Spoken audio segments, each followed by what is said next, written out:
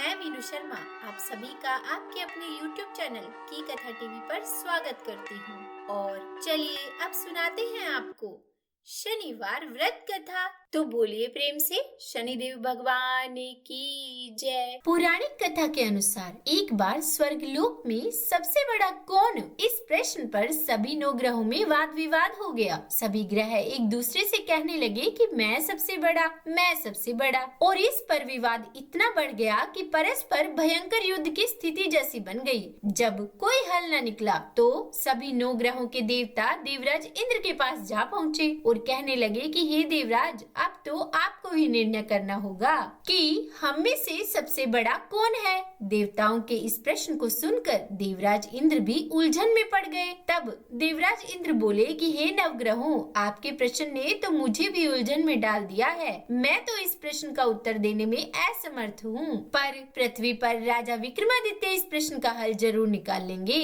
हम सभी पृथ्वी लोक में उज्जैनी नगरी में राजा विक्रमादित्य के पास चलते हैं। और इस प्रकार देवराज सहित सभी 9 ग्रहों के देवता उज्जैनी नगरी में जा पहुँचे। महल में पहुंचकर जब देवताओं ने उनसे अपना प्रश्न पूछा, तब राजा विक्रमादित्य भी कुछ देर के लिए परेशान हो उठे, क्योंकि सभी देवता गण अपनी अपनी शक्तियों के कारण महान थे। सभी 9 ग्रहों में से किसी भी एक को छोटा या बड़ा कह देने से उनके क्रोध का शिकार होना पड़ सकता था।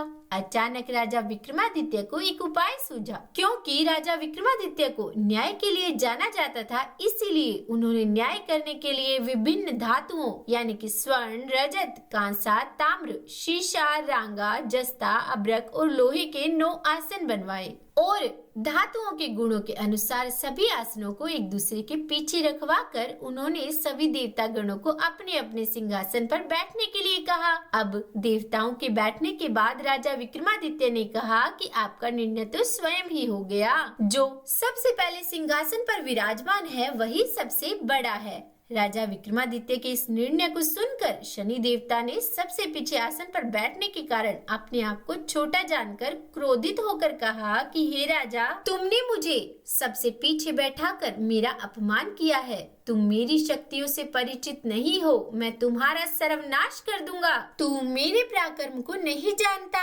सूर्य एक राशि पर 1 महीना, चंद्रमा 2.25 महीना 2 दिन और मंगल 1.5 महीना, बृहस्पति 13 महीने, बुध और शुक्र 1 महीने, परंतु मैं एक राशि पर 2.5 अथवा 7.5 साल तक रहता हूँ। बड़े बड़े देवताओं को भी मैंने भीषण दुख दिया है। हे राजन सुनो, श्री राम जी को 7.5 आई तो वनवास हो गया और रावण पर आई तो राम ने लक्ष्मण को सेना लेकर लंका पर चढ़ाई कर दी, रावण के कुल का नाश कर दिया। हे राजा, अब तुम सावधान रहना, क्योंकि अब तू मेरे प्रकोप से नहीं बच सकेगा। और उसके बाद अन्य ग्रहों के देवता तो बड़ी प्रसन्नता के साथ वहां से चले गए, परंतु शनिदेव बड़े क्रोध के साथ वहां से विदा हुए।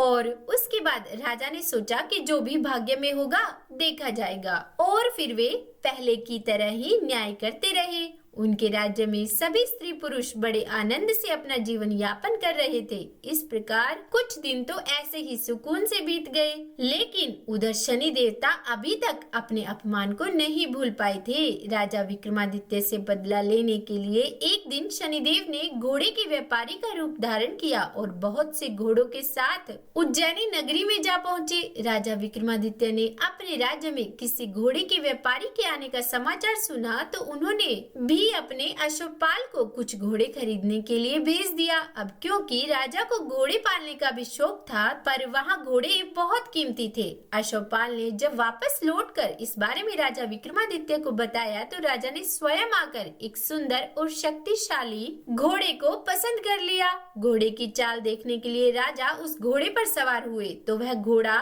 बिजली की गति से दौड़ पड़ा और तेजी से दौड़ता हुआ घोड़ा राजा को दूर एक जंगल में ले गया और फिर वहां राजा को गिराकर जंगल में कहीं गायब हो गया। अब राजा अपने नगर को लौटने के लिए जंगल में ही भटकने लगा, लेकिन उन्हें लौटने का कोई रास्ता ही नहीं मिला। भटकते भटकते जंगल में इस प्रकार राजा को जोर से भूख और प्यास लगने लगी। काफी दूर भटकने के बाद आखिरकार राजा को एक चरवाहा मिला। राजा ने उससे पानी मांगा। पानी पीकर राजा ने ने उस चरवाहे को अपनी अंगूठी दे दी और फिर उससे रास्ता पूछकर वे जंगल से निकलकर पास ही के एक नगर में जा पहुँचे। अब राजा विक्रमादित्य ने एक सेठ की दुकान पर बैठकर कुछ देर तक तो आराम किया। उस सेठ से राजा ने बातचीत की, राजा के बारे में पूछा तो राजा ने बताया कि मैं उज्जैनी नगरी से आया हूँ। राजा के कुछ देर दुकान पर बैठने से अब सेठ जी को बहुत बिक्री हुई। सेठ जी ने राजा को बड़ा भाग्यवान समझा और सोचा कि इन्हीं के कारण आज मेरी दुकान में सबसे ज्यादा बिक्री हुई है। तो उन्होंने खुश होकर राजा को अपने घर भोजन के लिए आमंत्रित कर दिया और उन्हें अपने घर ले गए। सेठ के घर में सोने का एक हार खूंटी पर लटका हुआ था। राजा को उस कमरे में छोड़कर सेठ कुछ देर के लिए बाहर चला गया। तभी एक आश्चर्यजनक घटना घटी। राजा विक्रमादित्य के देखते ही देखते सोने के उस हार को खूंटी ने निगल लिया। वापस लौटकर जब सेठ ने देखा कि हार तो वहाँ पर है नहीं, हार को गायब देखा तो चोरी का संदेह राजा पर ही किया, क्योंकि उस कमरे में केवल राजा ही अकेला बैठा था। और तब सेठ ने अपने नौकरों से कहा कि इस परदेसी को रस्सियों से बांधकर नगर के राजा के पास ले चलो। इस तरह से राजा को रस्सियों से बांधकर नगर के राजा के पास ले जाया गया। राजा ने जब राजा विक्रमादित्य से हार के बारे में पूछा तो उन्होंने बताया कि उनके देखते ही देखते खूंटी ने हार को निगल लिया। किसी ने भी राजा की इस बात का विश्वास नहीं किया। इस पर राजा ने क्रोधित होकर चोरी करने के अपराध में राजा विक्रमादित्य के हाथ पांव काटने का आदेश दे डाला और इस तरह से राजा विक्रमादित्य के हाथ और पांव काटकर उन्हें नगर की सड़क पर छोड़ दिया गया। कुछ दिनों के बाद एक तेली उन्हें उठाकर अपने घर ले गया और उन्हें अपने कोलू पर बिठा दिया। अब राजा आवाज देकर बैलों को हाँकता रहता और इस तरह तेली का बैल चलता रहा। अब राजा को भोजन भी मिलता रहा। शनि के प्रकोप की 7.5 पूरी होने पर वर्षा ऋतु प्रारंभ हुई। अब एक दिन राजा विक्रमादित्य एक रात को मेघ मल्हार गा रहे थे कि तभी नगर के राजा की लड़की राजकुमारी मोहिनी रथ पर सवार होकर उस तेली के घर के पास से गुजरी। जब उसने मेघ मल्हार सुना तो उसे बड़ा अच्छा लगा। दासी को भेजकर गाने वाले को बुला लाने के लिए कहा। अब दासी ने लौटकर राजकुमारी को बताया कि उसके तो हाथ पैर है ही नहीं और उसके बारे में पूरी जानकारी दी। राजकुमारी उसके मेघ मल्हार से बहुत मोहित हुई, इसीलिए उसने सब कुछ जानकर भी अपंग राजा से विवाह करने का निश्चय कर लिया। राजकुमारी ने जब अपने माता पिता से यह बात कही कि वह एक अपंग राजा से विवाह करना चाहती है तो वे ये सुनकर हैरान रह गए। रानी ने मोहिनी राजकुमारी को बहुत समझाया कि बेटी, तेरे भाग्य में तो किसी राजा की रानी होना लिखा है, फिर तू उस अपंग से विवाह करके अपने पाँव पर कुल्हाड़ी क्यों मार रही है। लेकिन राजकुमारी ने अपनी जिद नहीं छोड़ी। उसने कहा कि जब पहली बार मैंने मेघ मल्हार सुना था तभी मैंने यह निश्चय कर लिया था कि यह जो गा रहा है वही मेरा पति होगा और अब अगर उनसे मेरी शादी नहीं हुई तो मैं अपने प्राण त्याग दूंगी। यह मेरा निश्चय है। और आखिरकार राजा और रानी को विवश होकर अपंग विक्रमादित्य से अपनी राजकुमारी का विवाह कराना ही पड़ा। राजा ने तेली को बुलाकर कहा कि तेरे घर में जो अपंग यानी कि जो चौरंगिया है उसके साथ मैं अपनी कन्या का विवाह करना चाहता हूँ। तेली ने कहा कि यह कैसे हो सकता है, कहाँ आप हमारे राजा और कहाँ मैं एक तेली। परंतु राजा ने कहा कि भाग्य के लिखे लेख को कोई नहीं टाल सकता, अपने घर जाकर विवाह की तैयारी करो। राजा ने उसी समय तोरण और बंधनवार लगवाकर अपनी राजकुमारी का विवाह उस चौरंगिया विक्रमादित्य के साथ कर दिया। और जब शनिदेव की 7.5 पूरी हुई तो उस रात भगवान शनिदेव ने राजा विक्रमादित्य को स्वप्न में कहा कि हे राजा, कहो मुझको छोटा बतलाकर तुमने कितना दुख उठाया। तब राजा ने क्षमा मांगी और शनिदेव ने प्रसन्न होकर विक्रमादित्य को हाथ पैर वापस दे दिए। तब राजा ने कहा कि हे महाराज, मेरी प्रार्थना स्वीकार करें कि जैसा दुख आपने मुझे दिया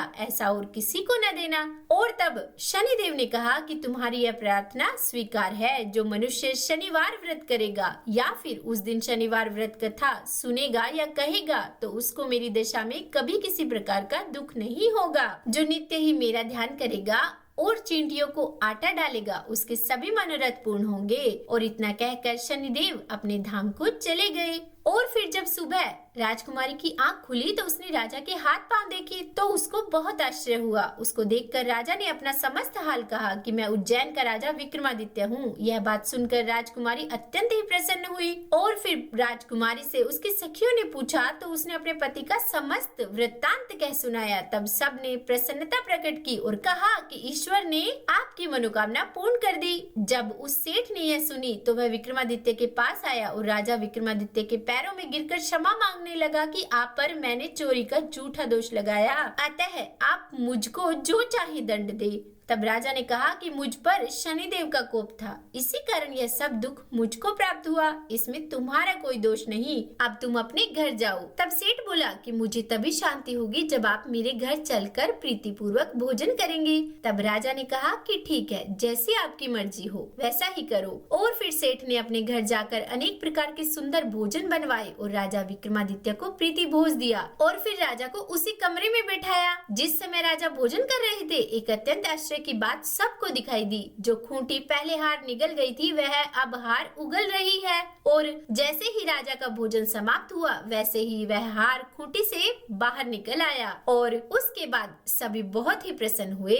सेठ ने हाथ जोड़कर बहुत सी मोहरे राजा को भेंट की और कहा कि मेरे श्री कंवर नामक एक कन्या है, उसका पाणी ग्रहण आप करें। उसके बाद सेठ ने अपनी कन्या का विवाह राजा के साथ कर दिया और बहुत सा दान और दहेज दिया और इस प्रकार कुछ दिनों तक वहाँ निवास करने के बाद विक्रमादित्य ने शहर के राजा से कहा कि अब मेरी उज्जैन जाने की इच्छा है और फिर वहाँ के राजा से विदा लेकर राजकुमारी, सेठ की कन्या श्री कंवरी तथा दोनों जगह से प्राप्त अनेक दास दासी, रथ और पालकियों सहित राजा विक्रमादित्य उज्जैन की तरफ चल पड़े। जब शहर के निकट पहुँचे और पुरवासियों ने राजा के आने का संवाद सुना तो समस्त उज्जैन की प्रजा अगवानी के लिए आई। तब बड़ी प्रसन्नता से राजा अपने महल में पधारे। सारे शहर में बड़ा भारी महोत्सव मनाया गया और रात्रि को दीपमाला की गई। दूसरे दिन राजा ने शहर में यह सूचना कराई कि शनिश्चर देवता सब ग्रहों में सर्वोपरि है। मैंने इनको छोटा बतलाया, इसी से मुझको यह दुख प्राप्त हुआ और इस कारण सारे शहर में सदा शनिश्चर की पूजा और कथा होने लगी। राजा और प्रजा अनेक प्रकार के सुख भोगती रही।